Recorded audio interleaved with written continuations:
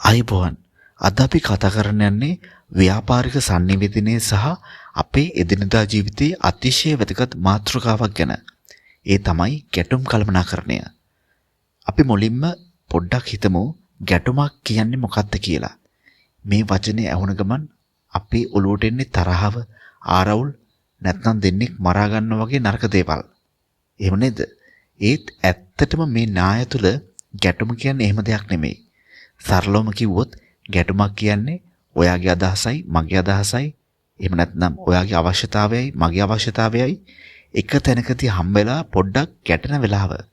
මේක හරියට ගංගා දෙකක් එකතු වෙන තැන වතුර පාරවල් දෙකක් ගැටෙනා වගේ දෙයක්. ඒක එච්චර නරක දෙයක් නෙවෙයි. ඒක හරිම ස්වාභාවික දෙයක්. තෝමස් කිල්මන් ආකෘතිය හරහා අපට කියා දෙනවා මෙන්න මේ වගේ ගැටුම්කාරී වෙලාවකදී අපේ ස්වාභාවික හැසිරීම රටාව මොන වගේද කියලා. මේක තීරුම් ගන්න තියෙන ලේසිම ක්‍රමය තමයි අපේ හැසිරීම රටාව විවිධ සතුන් 5 දෙනෙකුගේ හැසිරීම රටාවට සමාන කරලා බලන එක. අපේ මේ ස්වාභාවික හැසිරීම රටාවන් තීරණය වෙන්නේ ප්‍රධාන දේවල් දෙකක් මත. එකක් තමයි Tamanගේ අවශ්‍යතාවය ජයග්‍රහණය කරගන්න තියෙන උනන්දුව. අනෙක තමයි අනිත් අය එක්ක සහයෝගයෙන් වැඩ කරන්න තියෙන උනන්දුව. අපේ මේ හැසිරීම රටාව විවිධ සතුන් 5 දෙනෙකුගේ හැසිරීම රටාවට සමාන කරලා කොටස් 5කට වෙන් කරනවා කියන එකයි මේන් අදහස් වෙන්නේ. මේ සතුන් 5 දෙනා තමයි මෝරා, වලස්පැටියා, කැස්බෑවා, හිවලා සහ බකමූණා.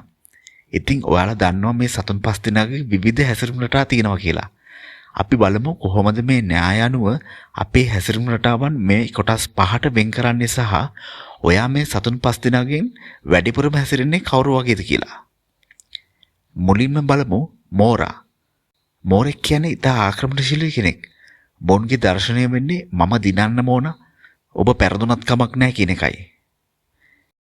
හදිසි අවස්ථාවලදී හෝ ආයතනයේ පැවැත්ම සඳහා මේ වගේ දෙයක් අවශ්‍ය වුවත් නිතරම මෝරෙක් වුණොත් වටේ ඉන්න අය ඔබව අත්හැරලා යන්න පුළුවන්. ඊළඟට වලස්පැටියා. මොවුන් අරමුණු පසෙක තබා අන් අය සතුටු කිරීමට කටයුතු කරනවා. සම්බන්ධතාවය රැක ගන්නට මේක හොඳයි. ඒත් නිතරම මෙහෙම හිටියොත් අනිත් අය ඔයාව ප්‍රයෝජනට ගන්න ඉඩ තියෙනවා. තුන්වැන්න කැස්පෑවා. ගැටුමක් ආපු ගමන් මොවුන් කටු ඇතුළට වෙලා මගහැරලා ඉන්නවා. අර්ථ විරහිත සුළු ප්‍රශ්න වලට මේක හොඳ උපාය මාර්ගයක් වුණාට හැමදාම මෙහෙම හිටියොත් ඔයා බල රහිත කෙනෙක් වෙනවා. හතරවැන්න හිවලා. මොවුන් සම්මුතිවාදී. දෙන්නම ටික ටික දිනන මැදමාවතක් හොයනවා. ඉක්මන් විසඳුමකට මේ කදිම හැසිරීම රටාවක්. අවසාන වශයෙන් බකමූණා.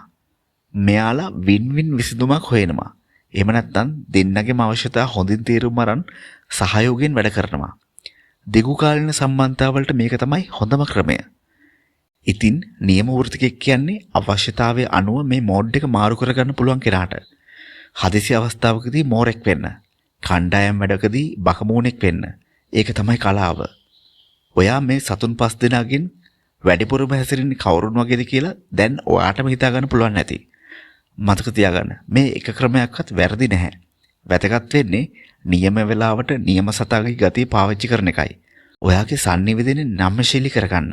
ඒක ඔයාව අනිවාර්යයෙන්ම ජයග්‍රාහකයෙකු කරනවා.